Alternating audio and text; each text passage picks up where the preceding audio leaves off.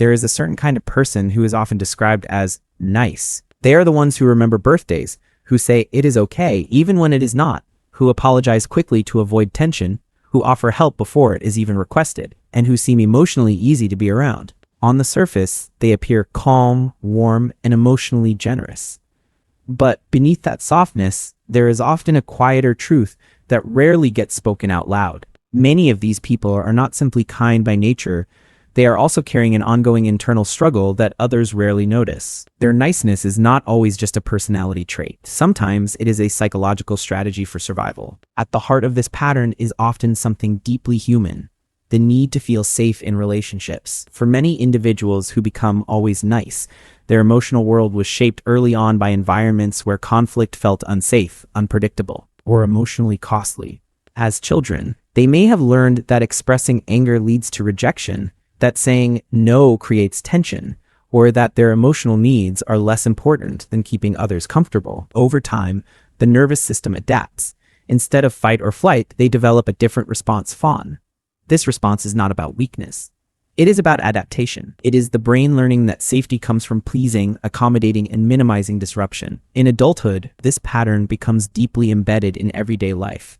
The person who is always nice rarely realizes how often they are abandoning their own needs in real time. They might agree to plans they do not want, take on responsibilities they are already too exhausted to carry, or stay silent in conversations where something inside them wants to speak. When someone hurts or disappoints them, they may downplay it immediately, even to themselves. It is fine, they say, not because it is, but because conflict feels heavier than emotional self-erasure. What makes this pattern especially complex is that it is socially rewarded. People who are consistently agreeable are often praised for being kind, mature, and easygoing. This external validation reinforces the behavior. Each "thank you for being so helpful" or "you are so nice" becomes a small emotional reward that strengthens the identity. But what is not seen is the internal cost: the quiet fatigue of constantly monitoring others' emotions, the subtle anxiety of needing to be liked, and the emotional confusion that arises when personal needs are repeatedly postponed. Over time, a gap begins to form between external identity and internal reality. On the outside, everything appears stable. On the inside, there is often a growing sense of exhaustion, resentment, or emptiness that is difficult to name. These individuals may not even recognize their own emotional states clearly because they have spent so long focusing on everyone else's.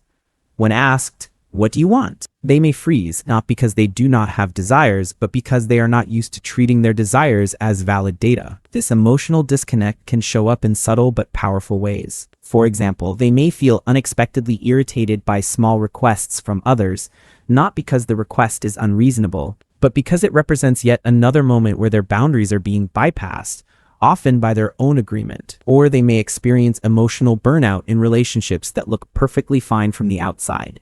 They are doing everything right, yet feel strangely unseen or unfulfilled. One of the most painful internal experiences for people in this pattern is the quiet buildup of resentment. It rarely arrives as anger at first. Instead, it begins as tiredness.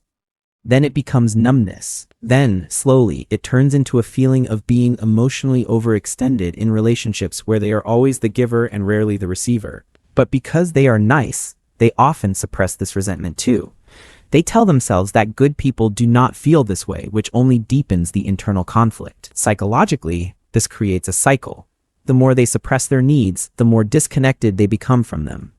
The more disconnected they become, the harder it is to assert boundaries.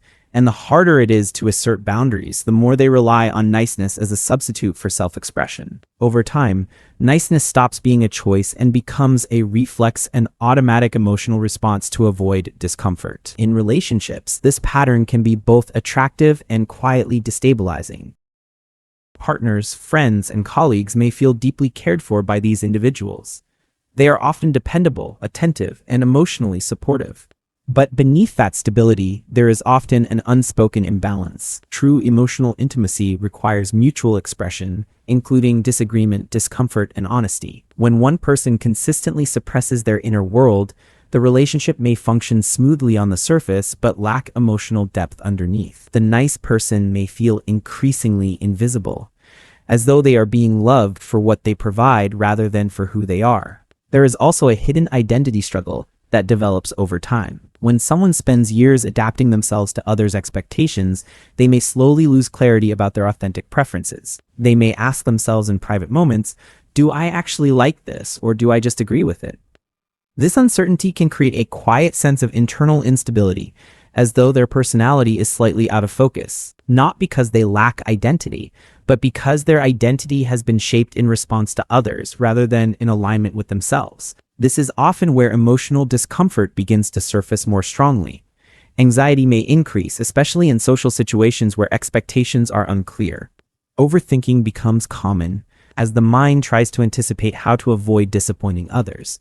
Sleep may be affected by replaying conversations and wondering if they said the right thing. What appears as simple niceness on the outside is often paired with a highly active internal monitoring system, constantly scanning for approval or potential conflict. It is important to understand that this pattern is not simply about being too nice. It is about emotional safety strategies that were once necessary but have become limiting in adulthood. The same behaviors that once helped a person maintain connection or avoid emotional harm can later become barriers to authentic living. The nervous system, still operating on old instructions, continues to prioritize harmony over honesty, even when the environment no longer requires that level of self-protection. But within this pattern, there is also a quiet strength, the ability to be attuned to others, to care deeply, and to maintain emotional awareness is not a flaw. The challenge is not to eliminate these traits, but to rebalance them. Healing begins when a person starts noticing the small moments where they abandon themselves and gently pauses instead of automatically agreeing. It begins when they recognize that discomfort in others is not the same as danger to themselves. At first, even small acts of honesty can feel unsettling. Saying, I do not want to, or I need time to think, may trigger guilt or anxiety. This is because the nervous system is interpreting boundary setting as a threat. Over time, with repetition and self-compassion, these responses soften. The person begins to discover that relationships do not collapse when they are honest. In fact, the relationships that matter often deepen. What makes this journey particularly powerful is the gradual return of internal clarity. When a person stops constantly adapting, they begin to hear their own emotional voice more clearly. Preferences become easier to identify. Fatigue becomes easier to recognize before it turns into burnout. Anger becomes a signal instead of something to suppress. The self, once blurred by constant accommodation, begins to come into focus again. And perhaps the most important realization is this: being kind does not require self-abandonment. True kindness includes the self. It includes boundaries, honesty, and emotional presence. It includes the understanding that you are not responsible for managing every discomfort in every room you enter. You are allowed to be kind without being available to everyone all the time. For the person who has spent years being always nice but secretly struggling, healing is not about becoming less kind. It is about becoming more whole. It is about learning that your needs are not interruptions to your life. They are part of it. And when you begin to honor them, slowly and imperfectly, something shifts. Niceness stops being a mask you wear to stay safe and becomes something far more genuine, a choice made by someone who is no longer disappearing behind it.